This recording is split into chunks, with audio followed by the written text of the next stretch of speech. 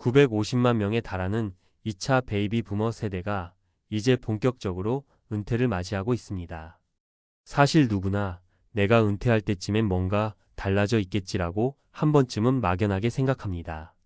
하지만 막상 현실적으로 그 시기가 다가오면 퇴직 전에는 몰랐던 큰 고민들이 갑작스럽게 눈앞에 놓이곤 하지요.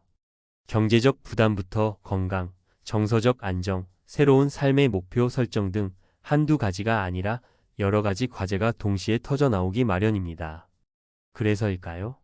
요즘 은퇴 후에 도대체 뭘 하면서 살아야 하지? 라는 물음에 공감하시는 분이 점점 늘어나고 있습니다.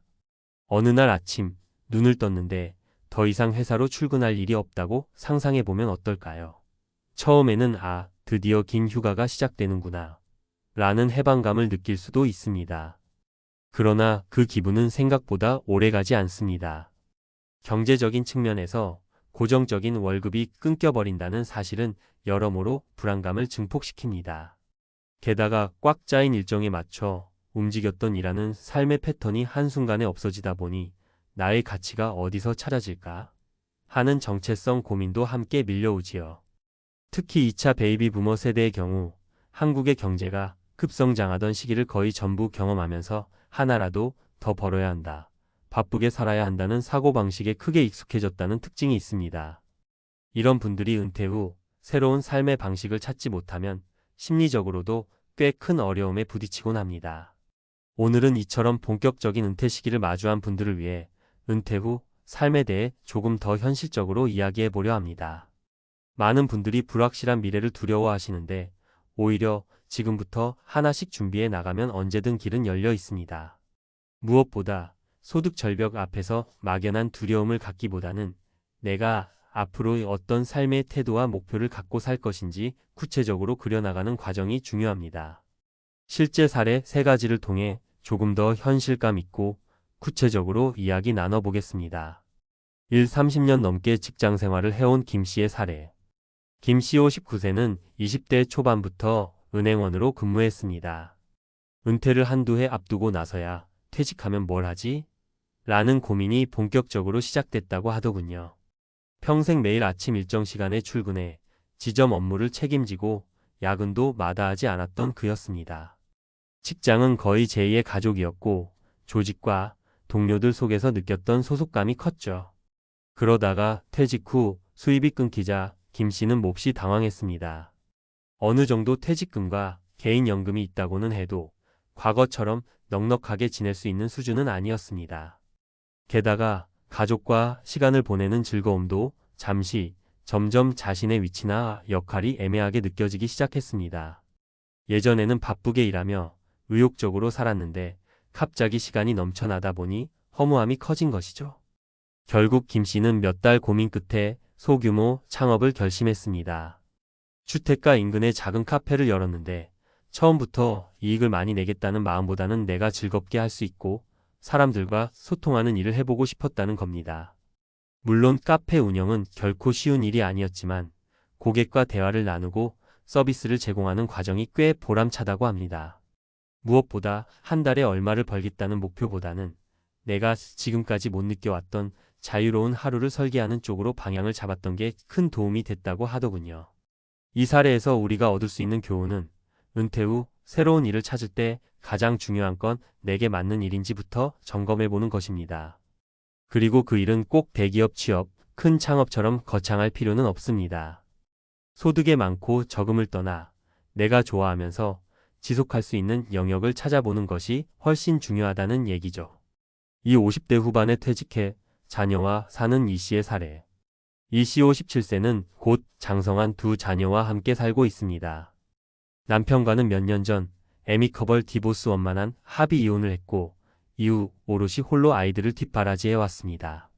그동안은 직장에서 월급이 나오니 어느 정도 생활비나 교육비를 마련할 수 있었는데 막상 퇴직 후에는 경제적 부담이 확 커졌습니다.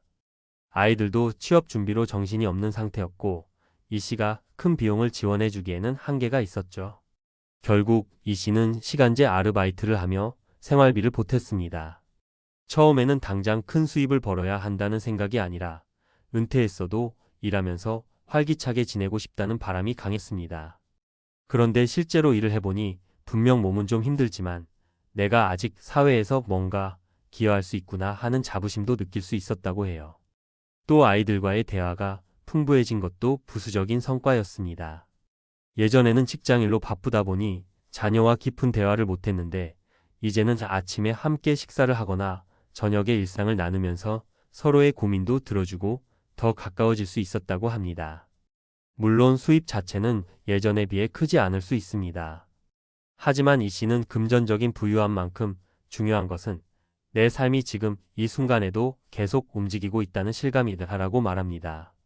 결국 은퇴 후에도 일할 수 있는 곳을 찾고 내 몸 상태와 상황에 맞춰서 일의 강도를 조절해 나가는 것이 핵심이라는 점을 보여주는 사례입니다. 3. 나만의 취미를 사업 아이템으로 발전시킨 박 씨의 사례. 마지막으로 소개할 분은 박 씨 60세입니다. 박 씨는 젊었을 때부터 손으로 무엇인가 만드는 것을 좋아했습니다. 하지만 직장에 다니는 동안에는 워낙 바쁘고 피곤해서 제대로 해볼 기회가 많지 않았다고 해요. 그러던 중 퇴직이 코앞에 다가오자 퇴직하면 정말 시간이 생기니까 내가 좋아하는 일 좀 해봐야지라는 마음이 들었다고 합니다. 박 씨가 은퇴 직전에 시작한 취미는 목공예였습니다. 인터넷을 통해 기초를 독학한 뒤 지역 문화센터 강좌에도 참가했고 다양한 공방도 방문했죠. 그러면서 스스로 작게 가구를 만들거나 소품을 제작해봤는데 주변 지인들의 반응이 꽤나 호의적이었습니다. 이거 어디서 샀냐고 물을 정도로 작품의 완성도가 높았던 겁니다. 그러다 박 씨는 조금 더 용기를 내서 온라인 플랫폼에 자신의 작품을 올리기 시작했습니다. 아직은 대단히 많은 수익을 내는 건 아니지만 제품이 팔릴 때마다 느껴지는 뿌듯함은 그 어느 보너스보다 값지다고 합니다. 또 가끔씩 오프라인 플리마켓에도 나가서 직접 제품을 소개하고 고객들의 생생한 반응을 듣는 과정에서 인생 이막의 활력을 얻습니다. 박 씨가 강조하는 건 처음부터 큰 돈을 벌겠다고 달려들면 스트레스만 쌓이고 포기하게 된다는 겁니다.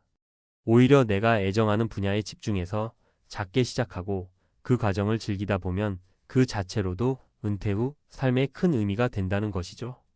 소득이 조금 늘어나면 좋고 혹은 금전적으로 크게 보상받지 못하더라도 내 스스로 발전하고 있다는 느낌만큼은 확실히 가져갈 수 있습니다. 은퇴 후의 삶, 막막함을 넘어 새로운 기회로.